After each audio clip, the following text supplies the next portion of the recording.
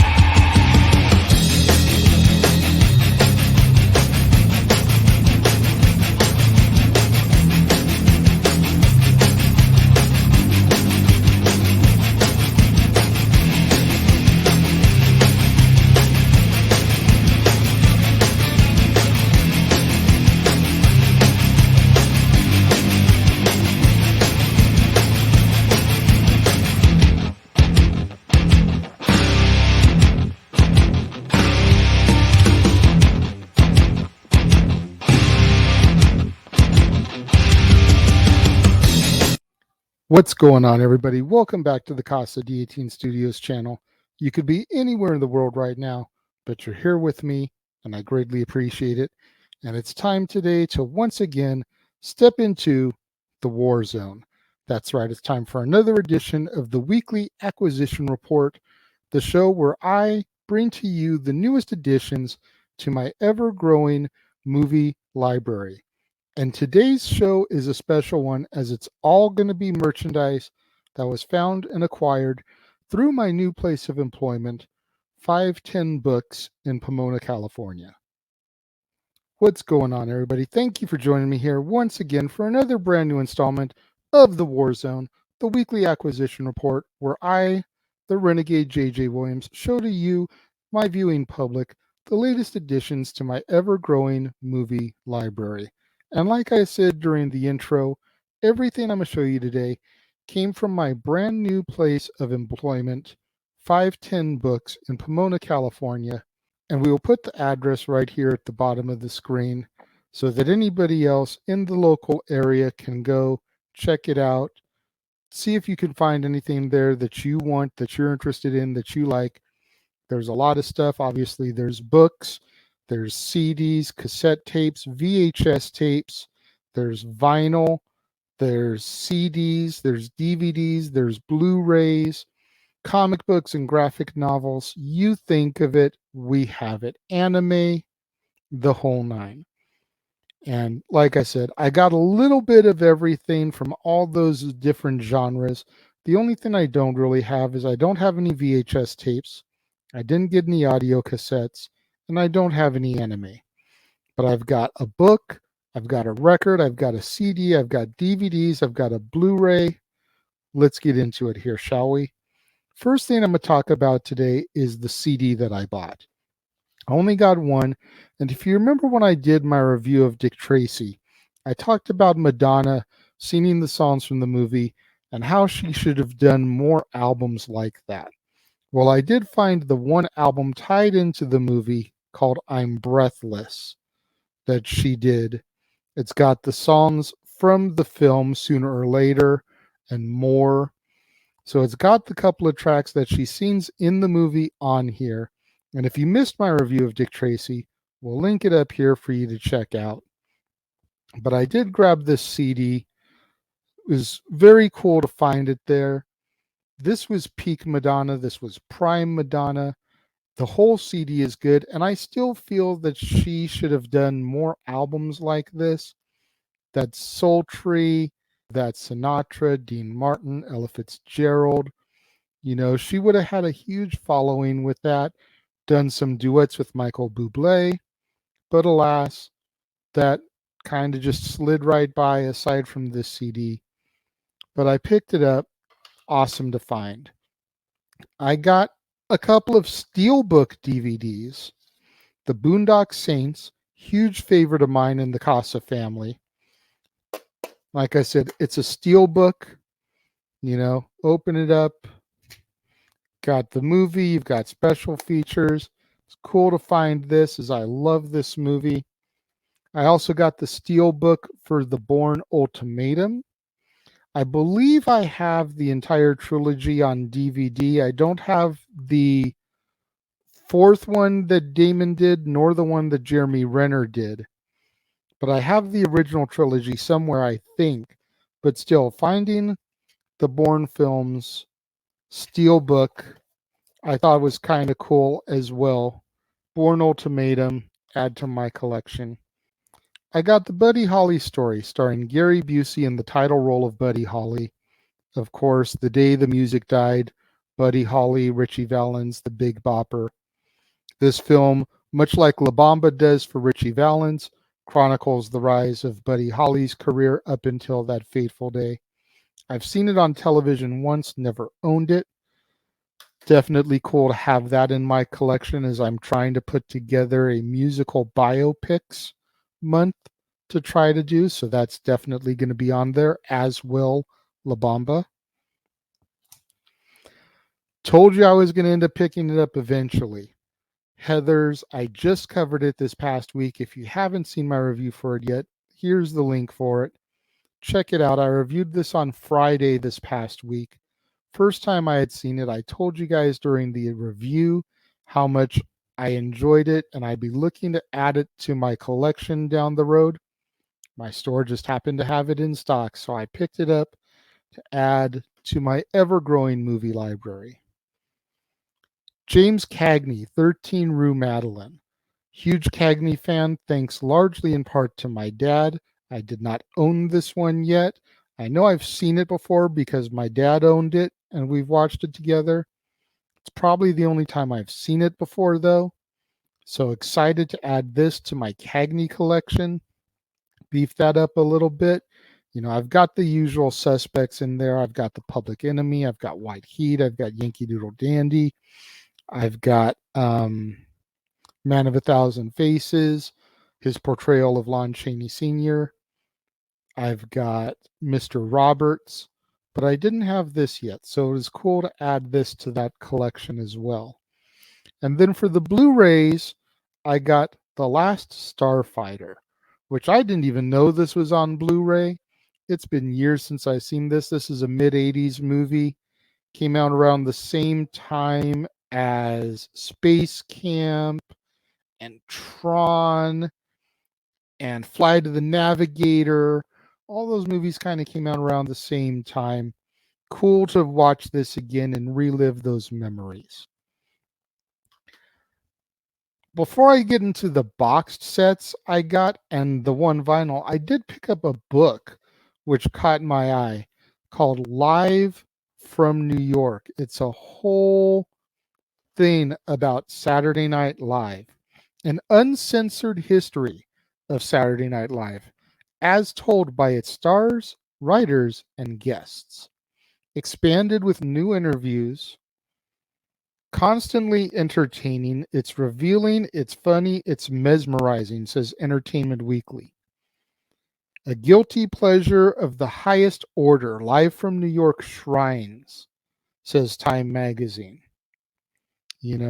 I've watched quite a few different incarnations of SNL over the years. I still claim the Mike Myers, Dana Carvey, Phil Hartman, John Lovitz, Victoria Jackson, like that era is my era of SNL. The era where, as some of those guys started to fade out, you had Chris Farley, David Spade, Adam Sandler, Chris Rock start to come in. That was my SNL. Nothing against the not ready for primetime players, nothing against the Eddie Murphy era or the Will Ferrell era, or even the eras that are going on today. But that was my SNL. But I've seen some of the other incarnations. There's stuff that I like, stuff that I didn't like. But this is going to be great reading material to go through and just kind of get some of the stories, behind the sketches, if you will, of SNL. And I picked up a few box sets, and these were varying prices between $6 and $7. The first one is a Spencer Tracy and Katharine Hepburn collection.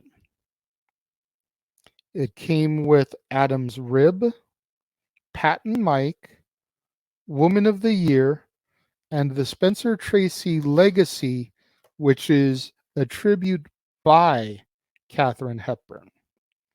This is going to be really cool to dive into.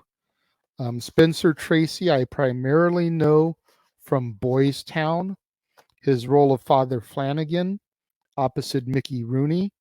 But I know that him and Hepburn were a dynamic duo back in the day, much in the same vein as Fred Astaire and Ginger Rogers. So this is going to be fun to get into. In the same vein, I also got a Humphrey Bogart Lauren Bacall set that features To Have and Have Not, The Big Sleep, Dark Passage, and Key Largo. All four of those movies in this box set. It's going to be fun to take a look at these screen classics over the next weeks, months, years as I work them into my various different themes. There's been talk by me and my girlfriend of doing essentially what we've been kicking around as a Turner Classic Movies Month, basically doing movies before either of us were born, maybe even saying cutoff is 1970. Anything before that, do those type of movies. So the Tracy Hepburn, the Bogey Bacall, those movies could very easily, as with the Cagney, very easily come into those movies and that theme. Also got the complete Pink Panther set, all 5 movies: The Pink Panther, A Shot in the Dark, Pink Panther Strikes Again, Revenge of the Pink Panther, and The Trail of the Pink Panther. All one complete box set. The Inspector is in. I remember watching the Pink Panther cartoon when I was younger. I don't think I've ever really seen any of the Pink Panther movies. Of course, they had their resurgence there in the 2000s with the Steve Martin series. I believe there were 2 of those. A lot of people try to separate the 2 as they feel that Steve Martin did not do Inspector Clouseau justice in the way that Peter Sellers did. But different strokes, different folks, subjective, as we always like to say. But there's 7 movies right there. That's a franchise. Or it's a 5-movie franchise and a movies with 1 sequel. However I want to slice it up down the road. And then probably the coolest thing that I found there is the record that I bought. And I had no idea it existed. I was tasked with going through and making sure that all the records and stuff were in alphabetical order. So you got to flip through them one by one. As I'm flip throughing it, I find this record. Again, I had no idea it existed, but it just intrigued me. Julie and Carol at the Lincoln Center. Julie Andrews and Carol Burnett in concert together at the Lincoln Center. And it's got, some stand-up routines and bits, but what really intrigued me is the second track on side 2 is called A Medley of the 60s. And knowing me, as y'all should by now, it starts off with Sgt. Pepper's Lonely Hearts Club Band and With a Little Help from My Friends. So I'm already sold that these 2 girls, these lovely women, are coming straight out the gate with 2 Beatles songs. But then you've also got The Beat Goes On, Sonny and Cher. Everybody's Talking by Harry Nilsson. You've got Wichita Lineman, Glenn Campbell. You've got Leaving on the Jet Plane, written by John Denver, originally recorded by Peter, Paul, and Mary. You've got Downtown. You've got Raindrops Keep Falling on My Head. You've got The Girl from Ipanema. You've got the theme to Sesame Street. You've got Eleanor Rigby, another Beatles song. What the World Needs Now is Love. Come Together, another Beatles song. Let It Be, another Beatles song. You've got Aquarius, Son of a Preacher Man, Dusty Springfield. You've got Spoonful of Sugar. Julie Andrews is singing Mary Poppins is a Spoonful of Sugar as part of this medley. And there's more songs that I didn't even list off. Those are just the ones that really caught my attention and intrigued me to hear these 2 lovely ladies sing. Everybody knows Julie Andrews can sing, okay? I mean, between Mary Poppins and Sound of Music, everybody knows that she can sing. I think people forget that Carol Burnett can sing and what a great singer she is.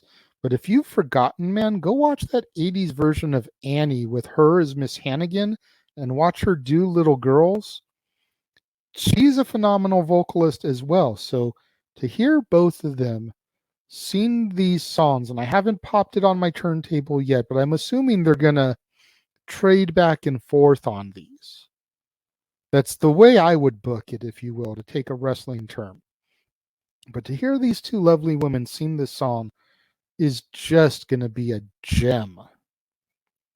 But that is what I got from 510 Books in Pomona, California. And again, I'll put the address down here. If any of you guys want to try and check it out, if you're local to the SoCal area, the LA Inland Empire area, go check it out. What do you guys think of my haul today? Let me know. If you're watching the premiere, leave your thoughts and comments over here. If you're watching on demand later in the day, leave your thoughts and comments down here.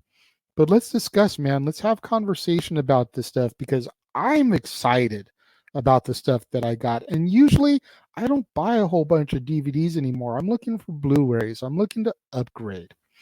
But man, finding some of these collections, finding something like 13 Rue Madeline that I don't think is available on Blu-ray, I had to buy those to have in my collection. That Tracy collection, that Bogey Bacall collection, that Pink Panther collection, gonna look beautiful up there on my shelves. And I can't wait to crack them open and actually watch some of these movies as well.